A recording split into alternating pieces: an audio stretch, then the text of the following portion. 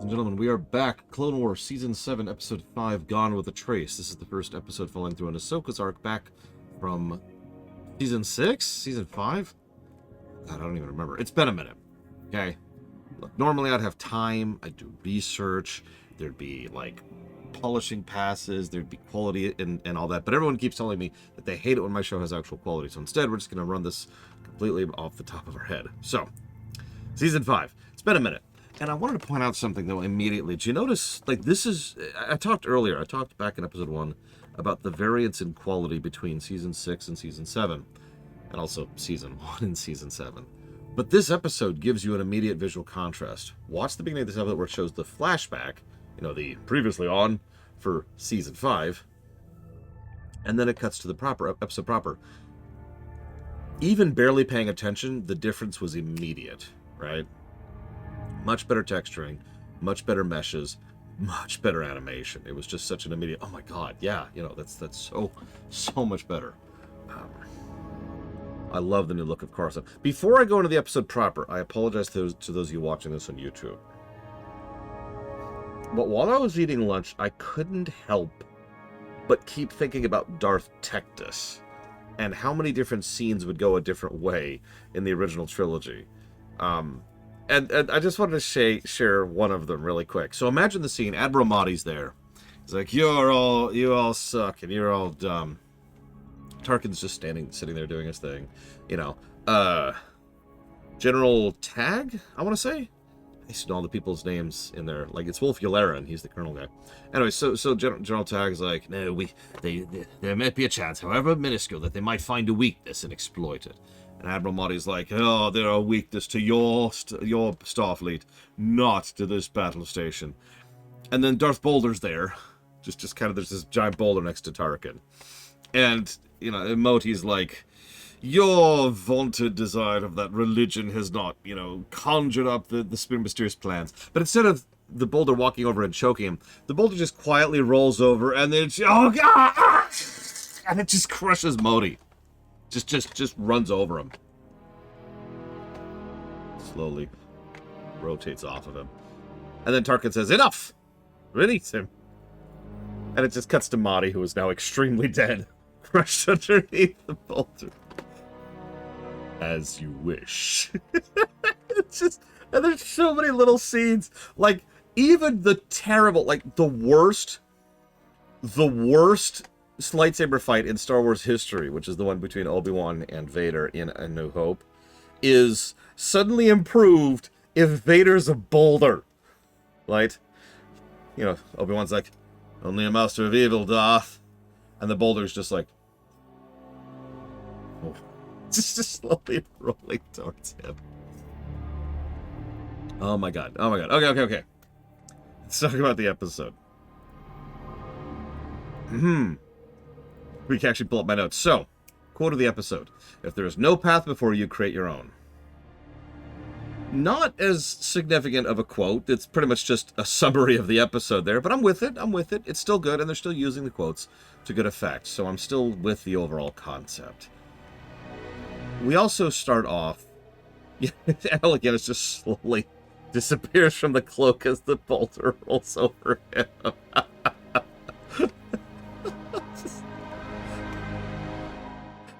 No, Luke, I am your boulder.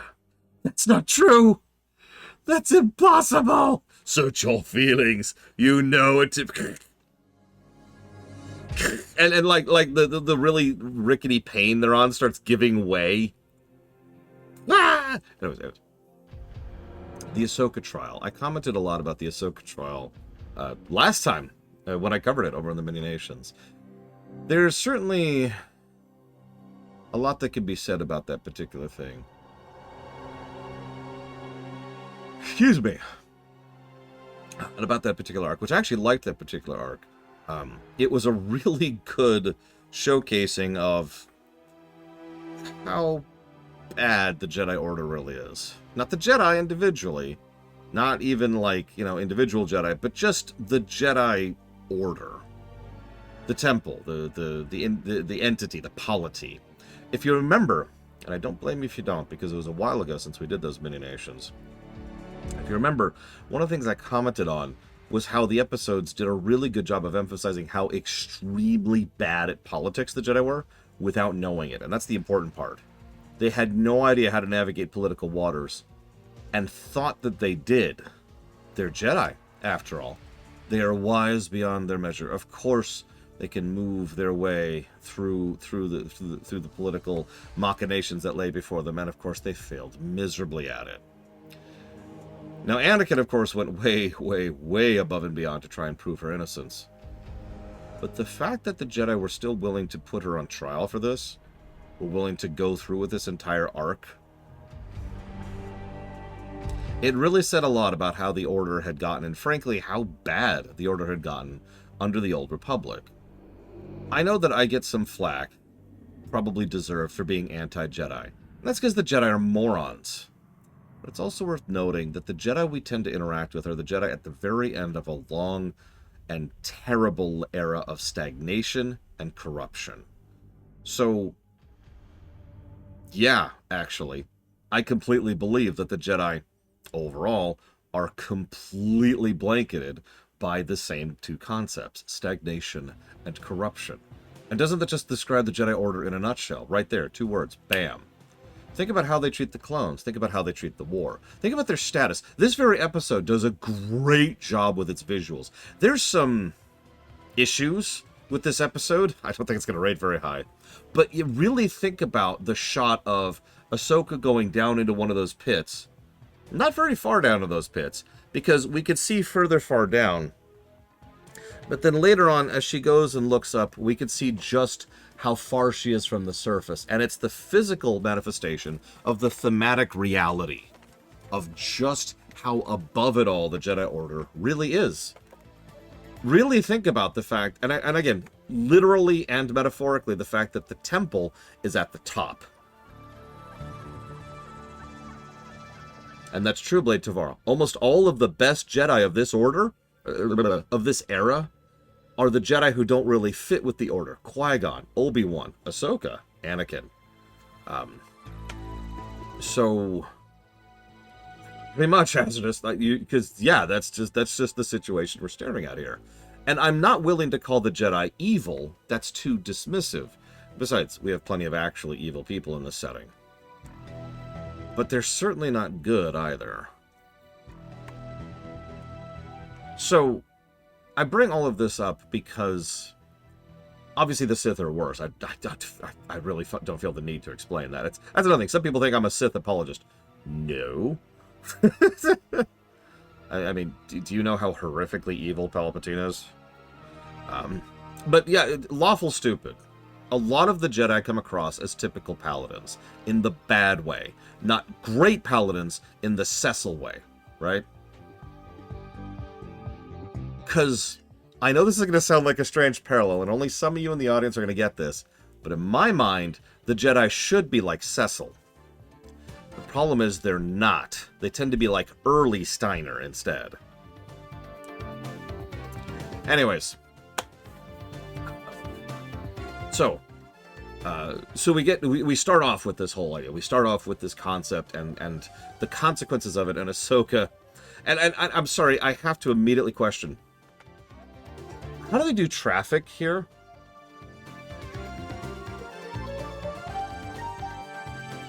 I noticed that near Azoth. And Palpatine is Kefka. Sorry. That got into Yoda. I wasn't trying for that. Kill you, I will. Yes. One with the blood you will be. Sorry. How do they deal with traffic? Hang on, Hazardous. I was actually just about to get into that. See, here's the thing. Here in the United States, I'm a little used to people being terrible drivers, because most people in the United States couldn't drive well if their life depended on it. Which, when you say that sentence out loud, it sounds a little bit differently, but I stand by it. There's a reason why there is so many traffic incidents, and there's an entire division of the Department of Transportation whose only sole job is to roam highways within a region, checking for people who are broken down or people who've had wrecks. It's their only job. It is that common and that necessary of a function, right? So, Yeah, terrible drivers, that's the norm. But I happen to know that not everyone is a terrible driver, since I happen to be one of them. Um, but there's also plenty of other places, like culturally, location-wise, where there are actually people who, in a larger aggregate, are better drivers. And I was going to bring up India there, but from what I've told, there's actually several other examples as well, such as Singapore, to use another one right off the top of my head, where people are just a lot better at driving. The first, if I could diverge into this for just a second, the first piece of advice I always give to anybody I teach how to drive is, when you get behind that wheel, understand that what you're doing is probably the most dangerous thing you're going to do for the rest of your life. Getting behind the wheel of a car and driving that car is actually quite dangerous. Not that I'm trying to fearmonger. Fear's irrelevant. Fear shouldn't be something you're dealing with. What you should be doing is you should be taking it seriously. You should be dealing with it and treating it like the dangerous, terrifying task that it actually is. There's a reason I actually don't really enjoy driving that much. It's because I am tense the entire time. Now, I'm a damned good driver who has a really good track record of avoiding things that probably should have killed me. But that's the cost of that, is that I am constantly on edge, constantly trying to take driving seriously. And I legitimately believe that if more people took driving seriously, we'd have a lot less incidents about that. I have no evidence of that.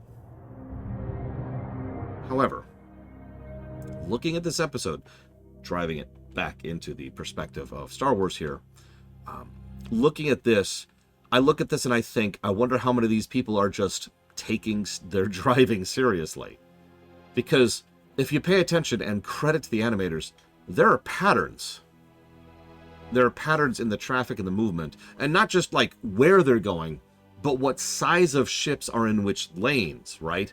You can almost see the freight lane as she's doing her action sequence and as she's like falling off the bike. You could see the passenger lane, right? People with the open car hover cars, or open roof hover cars. And then you could see another lane over there, which is more... Yeah, Ahsoka was going all over, and everyone's like, what are you doing? Because you can almost feel like there's a degree of order to it, of structure to it, even if there's no visible traffic lights or anything else guiding them. And that's what immediately reminded me of the India thing, and that rather infamous traffic circle in India. Yeah, there's a flow to it. And yeah, it wouldn't surprise me, because this is what I would do, is I would turn to my animators and I would say, hey, find like a real-life traffic light lineup like this and just kind of follow that, right? And use that for the background. That way, there is a structure to it.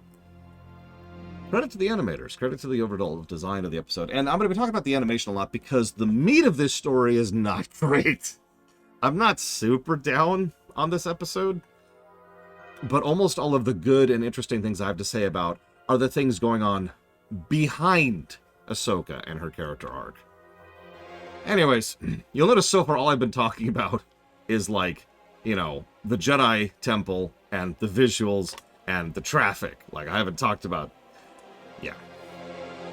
Yeah, we have taken a noticeable dip in quality from the excellence of the first four. So, we have that wonderful shot. I actually mentioned this before. We have that wonderful shot of how far down it can go and how far up it is in order to get to the surface. They are way down there. Also, I would have to be... I would be remiss if I did not mention that they actually specifically say that they're on floor 1313. You can't tell me that's an accident. You cannot tell me that's an accident.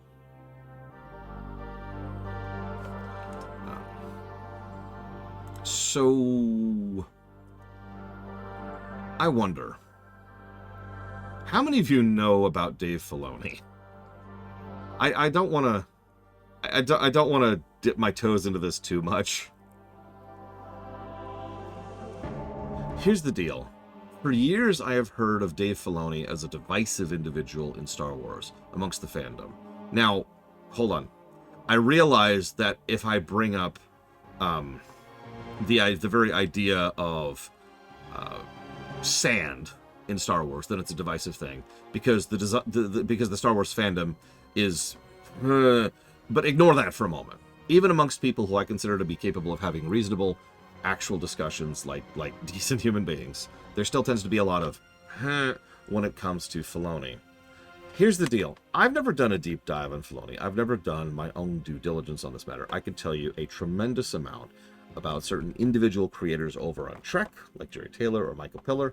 I can tell you about certain game developers. Of course, I can't think of the examples of that, or movie directors and producers and writers and actors. But I don't really know Filoni all that well. So I'm very much coming at this from an outside perspective, which I understand is kind of funny. It probably says a lot about how much I've fallen out of Star Wars, because Filoni is rather involved with Star Wars at this point. I'm not actually sure if he is currently the mainliner of Star Wars, but he was at least at one point in time, and he certainly had his fingers in a lot of pots. And that's why I use the term mainliner instead of showrunner, because the whole point of a mainliner is someone who can be involved in multiple projects simultaneously to keep all those projects on the same line, the main line, right? That's actually where the term comes from. So I bring all of this up because the moment I see, I'm sure there's some pendulum effect going on there, because I know a lot of people, I remember this. I remember when Filoni first started going to conventions and started being a little bit more public, and a lot of people were praising him as the next George Lucas without realizing the irony of what they were saying. And now I tend to hear mostly people who can't stand him. I will also admit I don't agree with several of his choices when it comes to Ahsoka herself. He is very Lucas. It's actually an interesting statement. He is very Lucas. So I don't want to talk too much about him, but I do find him to be an interesting individual, and one of these days I might have to actually dig deeper into him. But the funny thing is, I don't think he really has anything to do with all of the things we're covering, and this is kind of the question I was bringing up here. We're covering Clone Wars Season 7, Andor Season 1, Mandalorian Season 1 and 2. Did he really have anything to do with any of that? Real question. Because again, I'm not as versed on him as I probably should be.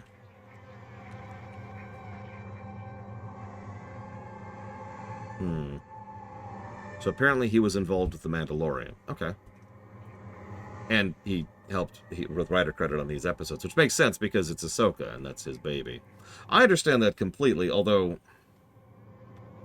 I do know Rebels pretty well, which makes sense. I don't know. I'll have to look into that a little bit more. I'll have to look at it more. We are not covering the Book of Boba Fett. No, I just listed all the Star Wars shows we're covering in order, actually. You can also find that full list by typing ! Streaminations into chat right now. Either way, I'm sorry. I just wanted to comment on it briefly because, well, I know I've been kind of staying out of Star Wars since the AE really took over, but I also like to keep at least a little bit abreast, and I was interested enough to look into the Ahsoka show to decide that I don't want to watch the Ahsoka show. And that's that. I don't want to fling shade. It's just, I looked at it and I was like, that does not look interesting to me at all. I don't know if that's Filoni, or I don't know if that's a whole bunch of other convening circumstances that are combining into it. I just looked at that and said, nah, I'm good. By contrast, I'm actually really interested in several other Star Wars shows. Now, I know that sounds strange, that you can be interested in one thing from Star Wars and not interested in another thing from Star Wars. I know, it's this brand new concept we just invented.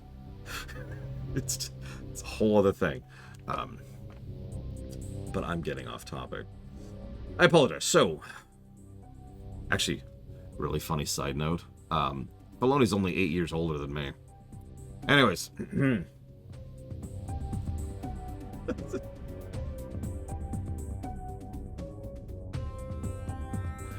What was I talking about? There's this.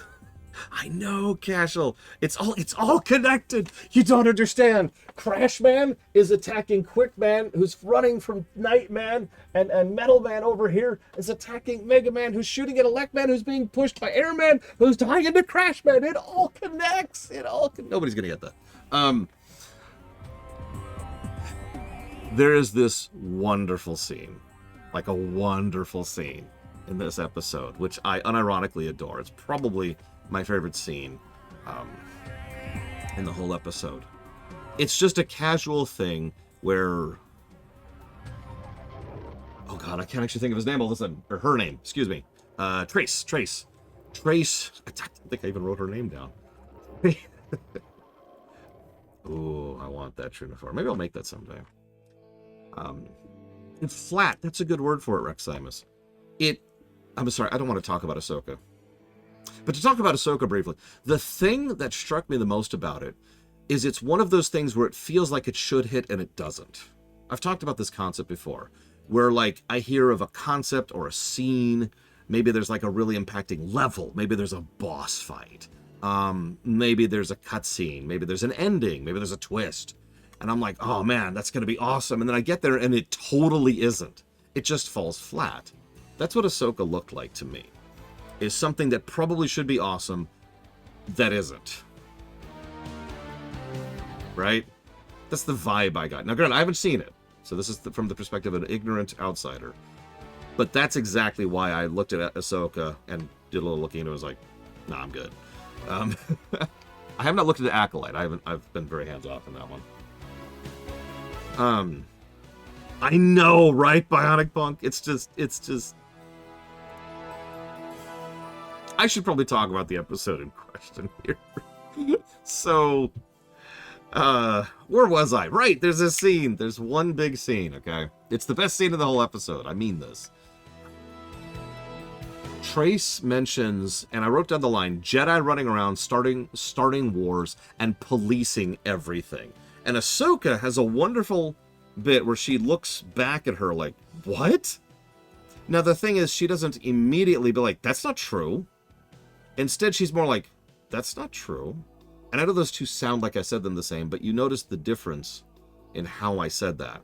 Because remember what she has just gone through from her perspective. She's probably hours away from abandoning the Jedi Temple after they, let's call it what it is, betrayed her.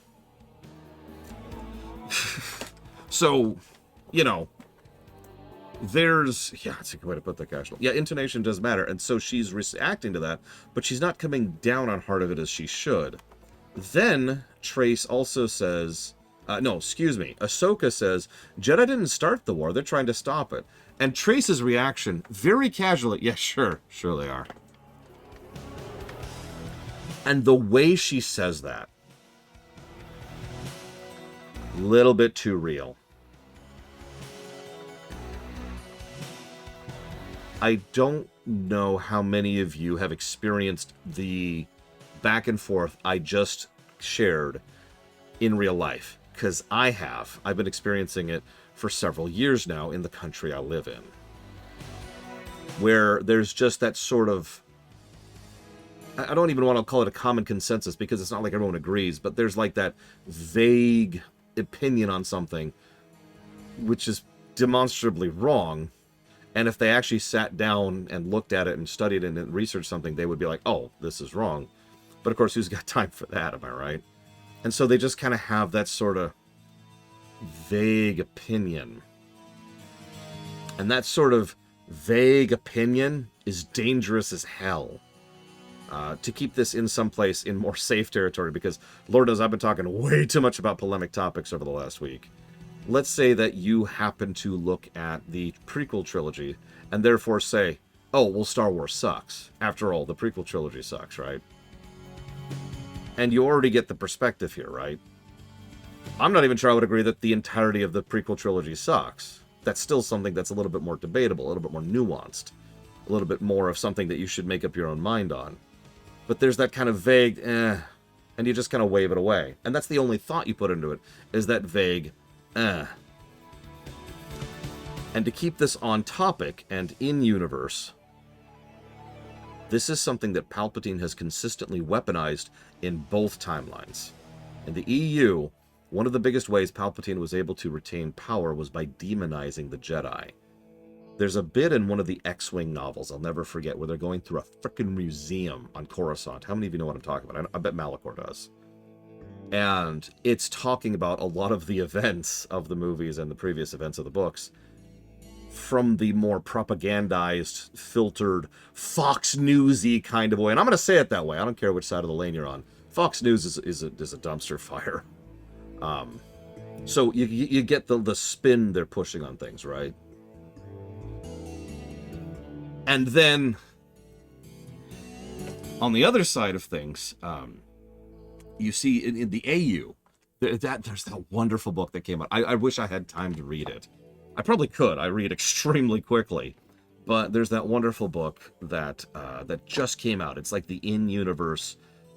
Malcor, what's it called? You know what it's called? It's the Encyclopedia of the Rise and Fall of the Galactic Empire, which digs into several things about this. We also see tidbits of this even in the Vong era, where they talk about how Palpatine weaponized the concepts of the other, or vague intonations, or making sure that there's a common idea that remains in the public consciousness. It's not true. It has no basis in fact or reality. Anybody who spent any time could look into it and say, oh, that's not true. But there's that vague thing, that and that's the thing that retains. And Palpatine, again, in both timelines, absolutely weaponized that. And I love, forgive me, oh God, psychohistory in Star Wars. I absolutely love this scene. It's so understated. Maybe that's one of the reasons I like it so much. But this rando, who is clearly being presented as one of the good guys, right? Trace is not an evil person. She's not a member of the Separatist faction. She's not a Sith. She's not a corrupt politician. She's just some gearhead who works on floor 1313 in Coruscant and is just trying to make ends meet. And even she looks at this like, yeah, Jedi running around starting wars and policing everything. That's dangerous. And it's terrifying. And that's the brilliance of the scene. And you could see Ahsoka just reacting to that. I'm not going to go into details, but she has so much body language and facial reaction to these lines. And you could tell it just kind of cuts right in there in a way that it probably wouldn't have a few months earlier. Anyways. Then the rest of the episode happens. I hope you enjoyed that, because that's the biggest talking point I had for the entire episode. There's really not a lot else to say. This episode is just kind of there. It's not bad. It's not bad, really. Really. But, you know, Ahsoka completely bodies the goons. You remember that? Like, they're doing... There's this fight scene where the goons are coming after Trace, and all of them are like, stay out of this. And I remember just sitting there thinking, this is really dumb. I'm sorry.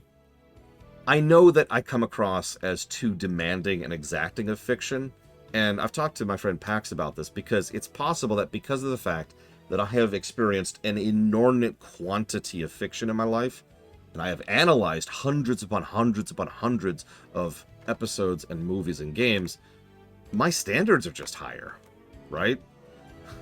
That I know how good can get. So I see this fight scene between Trace and the goons, and I'm just like, okay. Contrast the incredible choreography and design of a lot of the fights in the previous arc, which, if you point out, if you remember, I pointed out and made special praise of because they were damn good. Like, there was some really good fights going on. So, filler fight, and then Ahsoka completely bodies the two goons. I'm not going to complain about that. She's an experienced war veteran Jedi. Of course she's going to body the two goons. The problem I have with it is, did you notice the music that was playing during that fight? Now, I don't think I have music. Sorry for pausing the StarCraft music for a second. I don't think I actually have. No, it wasn't the Force theme. No, it was something much worse. Much more terrifying. You gotta get me to find it, so I can find it, because I have one song in my entire library which might get across the type of music that this is.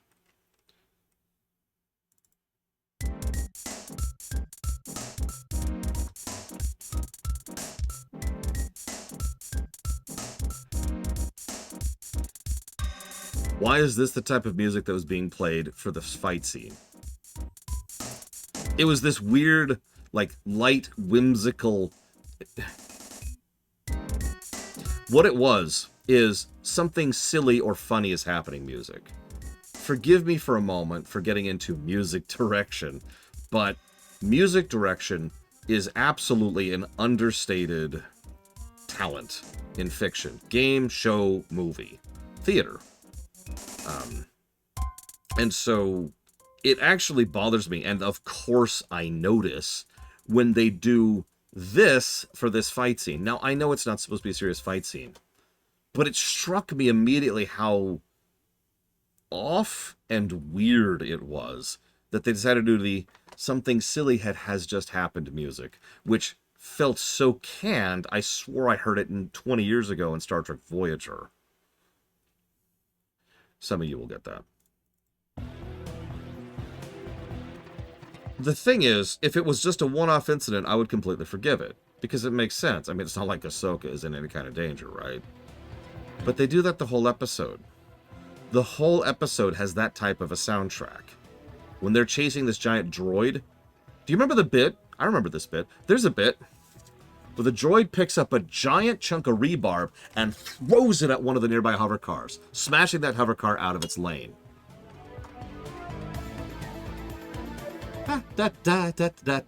It's this silly, weird, cartoony, great word, Grax, cartoony music that's playing during stuff that shouldn't be like that. I'll talk more about this in a minute, but it's just, it really threw me.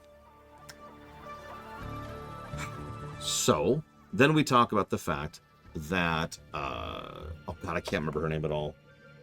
Trace's sister. I didn't even write down her name. Trace's sister. I know. I know. Rafa? I don't remember how they pronounced it. Wow, she did not make an impact on me. Crime Girl was was like, I need to hide my droid manufactory, with the whimsical music playing, by the way, as she's talking about clearly doing criminal, illegal droid manufacturing. And I'm just sitting here going, okay. And then they talk about, you know, they're starting to put these droids together and all that. And can I just take, I'm going to take a really quick aside to say that the look of these droids is super cool, and I wish we'd seen more of them. In fact, the moment I saw them, even in the background, I was like, oh, those look like some cool-looking heavy lifters. Like, they reminded me of the goddamn power loader from Aliens, if you remember that thing. Little more droidy, but same general concept. Anyways, so Type 2 load lifters prone to violence because they were fraudulent. Okay. Are you going to discuss that point at all? No, of course you're not. Because, oh god, they did do that. The reason I bring this up is there's a lot of world-building ideas that posits. The implication that a corporation can literally build an intelligent machine wrong due to bad practices and corporate malfeasance is not only terrifying, but fascinating. And there's a lot of interesting things you could do about that. And you could dig into that, but no, it's a chase scene with whimsical music, as people might be dying. There are a lot of interesting little details during that chase sequence. As usual, the stuff behind the characters is more interesting than the characters themselves in this episode. Did you notice the guy who, as they were successfully pulling the hauler up, was like, yeah, that's it, you got it, almost there. Just kind of cheering them on in the background. Just the kid, little Twi'lek kid, who noticed that she was using the Force powers and kept quiet about it. Did you notice how they were showcasing the architecture of the area? Something interesting. Coruscant has always been circular, which I know sounds strange, but like, picture Coruscant, picture like the shot of the planet in your head really quick, and you could just see the circles, right, like this stuff all over the place.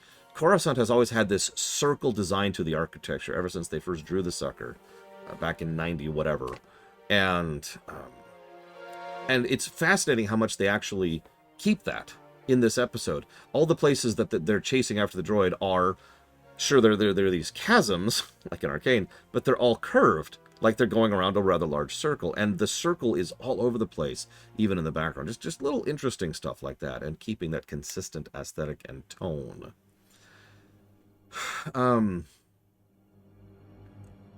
And I have a bunch of notes about the environment, and there's a lot of really fascinating stuff here.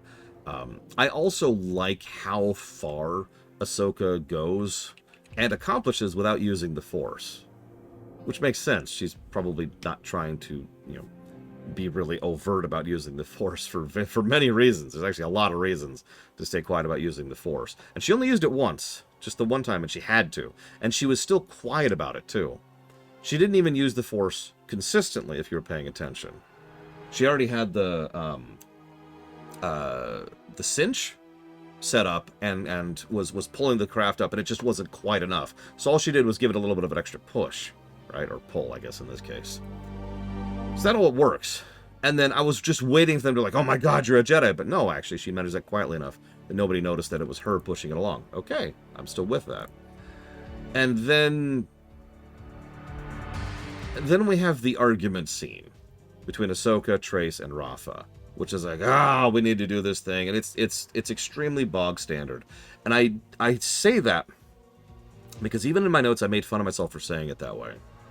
Even in my notes, I realized that I'm making the same mistake I have just made fun of as recently as yesterday. The fact that it's by the numbers is not the problem. The fact is the argument scene is so boring that I have nothing to say about it other than the fact that it's by the numbers. That's the problem here. The by the numbers part isn't the problem.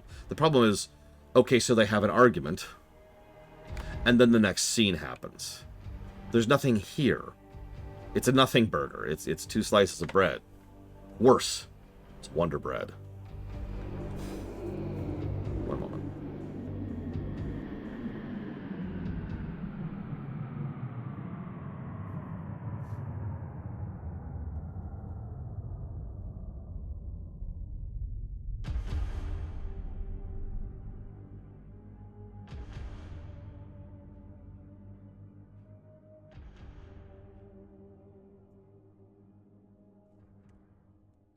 I mean, it doesn't mean anything.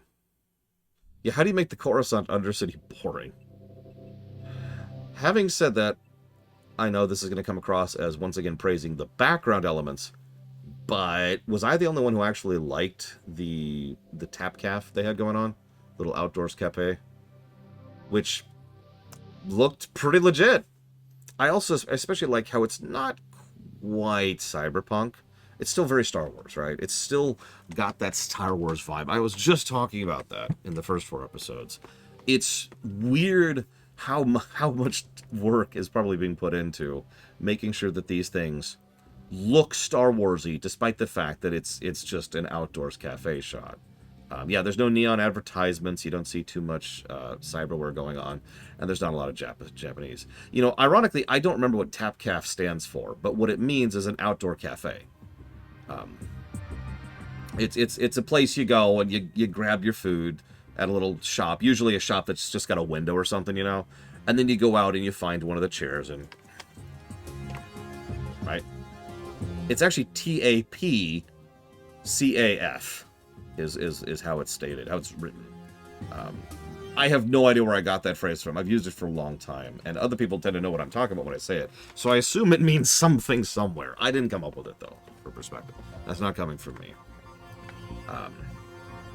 Yeah, the Tap Caf. It's a place where they can just go and outside and hang and chill and have food, and it worked. I was completely with it. And then Rafa comes over and she's like, by the way, incredibly evil. That's not what she says. I'm being exaggerative. I apologize. I shouldn't do that.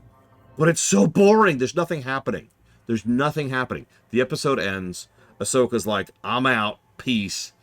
The end. And if I might be so bold, it's really impressive how much this episode has failed me. Because, damn it, Spartan. Do you remember, it's true with Thor, how much after the first episode, the Bad Batch episode, I was just like, I can't wait to find out what happens next, right? I was invested. I was interested. I was engaged. I do not care what happens next after this episode. I'm not saying it's bad. That's a little different. But there's no hook here. And you have failed to create a hook with the underbelly of Star Wars, which I've always found interesting. Coruscant, and indeed the Undercity of Coruscant, which I've always found interesting. And Ahsoka. And I know she's a contentious character, but I happen to like Ahsoka as a character. Why is this so disinteresting? And I think the ultimate point is they don't do anything with anyone. Even in the first episode of Bad Batch, there was characterization. There was inclinations. There was hints of what was to come. There was a plot and a plot hook.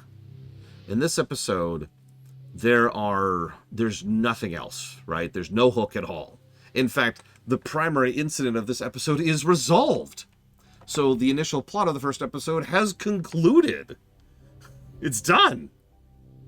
So, yeah, there is no actual hook here, plot-wise. They don't really do anything with Ahsoka, other than she's still running from the Jedi. And they don't really do anything with either Rafa, oh god, I've already forgotten her name, or Trace, other than that one excellent little, common people perspective on the Jedi theme. That's it. So this is the question. Does this qualify as yellow or green? Because I could see either. I don't think this goes down to blue. I don't. There's too much good stuff, especially in the background, to qualify as blue.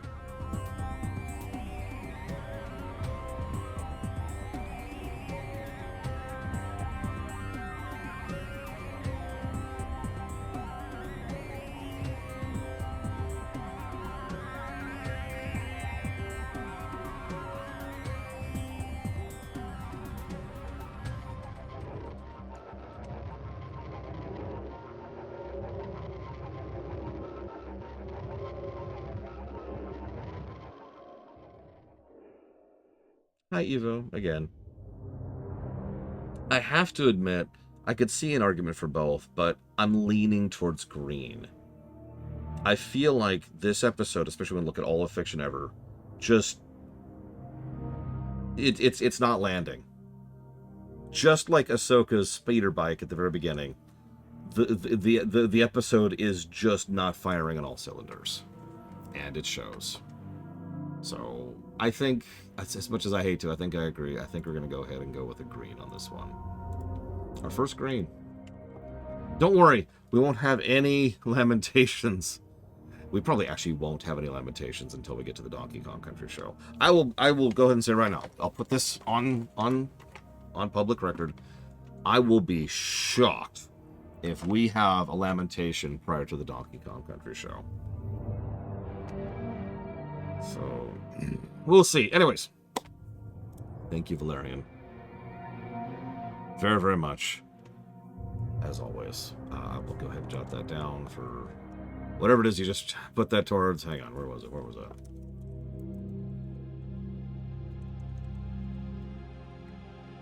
Yeah, theoretically, Tangled should have one. Doesn't mean it's going to, but it should. So it's going towards Dragon Quest. Quest 4. I know, Plutonia. I know. Dragon Quest 7. Victoria 3. Yeah, I've been making a lot of predictions this last year, actually, which have been hilariously awful and wrong. Yeah, we get to Andor. Negative to everything. I did get most of the Zeldas right. The only one that really surprised me there, I think, was Minish Cap. That's not quite true. The Oracles were worse than I thought they would be. But I was surprised how good Minish Cap was. So I was wrong in both directions. Anyways, I'm going to go ahead and chop off and go ahead and start up. What is next? Deal, no deal.